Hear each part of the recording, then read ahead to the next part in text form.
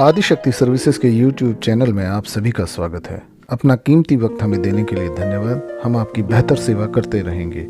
यदि आपको हमारे वीडियोस पसंद आ रहे हैं तो कृपया अपने दोस्तों को इस संबंध में बताएं और उनसे हमारा चैनल सब्सक्राइब करवाएं। उत्तर प्रदेश में टूटा, काला, सिकुड़ा और पतला गेहूं भी न्यूनतम समर्थन मूल्य पर खरीदने के लिए केंद्र व राज्य सरकार के बीच सैद्धांतिक सहमति बन चुकी है। इस संबंध में जिलाधिकारियों की रिपोर्ट आने पर केंद्र सरकार की अनुमति के लिए प्रस्ताव भेजने की औपचारिकता पूरा करना भर शेष है। कृषि विभाग की मदद से ये रिपोर्ट तत्काल शासन को भेजने के लिए कहा गया है। इससे उन जिलों के किसानों को राहत मिलेगी जहां बेमौसम अधिक बारिश, ओलावृष्टि और तेज हवाओं से गेहूं की फसल प्रभावित हुई है। मुख्यमंत्री योगी आदित्यनाथ ने कमतर क्वालिटी का गेहूं भी सरकारी खरीद केंद्रों पर खरीदने के निर्देश दिए हैं। इसके लिए केंद्र सरकार से पूर्वानुमति लेनी होगी। अगर किसी राज्य में खराब मौसम के कारण फसल की गुणवत्ता प्रभावित होती है तो संबंधित राज्य सरकार ऐसी फसल एमएसपी पर खरीदने के लिए केंद्र को प्रस्ताव भेज सकती है। केंद्र सरकार विशेष परिस्थितियों में गुणवत्ता संबंधी मानकों को शिथिल कर सकती है। मार्च में हुई बारिश के कारण गेहूं की फसल की गुणवत्ता काफ़ी प्रभावित हुई है।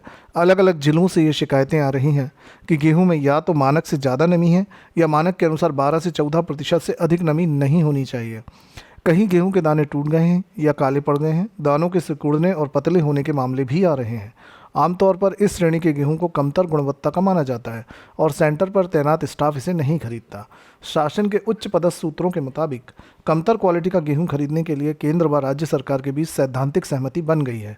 इसी आधार पर नियमों में ढील दिए जाने के लिए आवश्यक प्रस्ताव तैयार करवाया जा रहा है।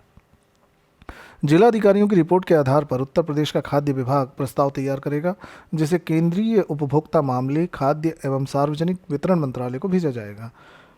उच्च स्तर से इस प्रस्ताव को शीघ्र भेजने के निर्देश दिए गए हैं।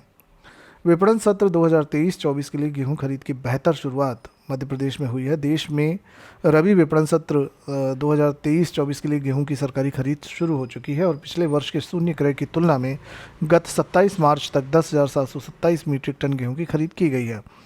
मध्य प्रदेश के उज्जैन, देवास, इंदौर, शाजापुर और सीहोर आदि क्षेत्रों में गेहूं की सरकारी खरीद हो रही है और यहां पर यह भी ध्यान देने योग्य तथ्य है कि पिछले साल मार्च के महीने में ही कुल खरीद लगभग 10,000 मीट्रिक टन हुई थी, जबकि वर्तमान में गत 27 मार्च को ही यह आंकड़ा पार हो चुका है। सरकारी एजेंसियों को अपनी फसल बेचने के लिए पिछले साल लगभग 18 लाख किसान वास्तविक आंकड़ों में सार्वजनिक खरीद अभियान में भाग ले रहे थे, जबकि इस साल 31 लाख से अधिक किसान गेहूँ की सार्वजनिक खरीद प्रक्रिया में शामिल होने का पहले ही पंजीयन करा चुके हैं।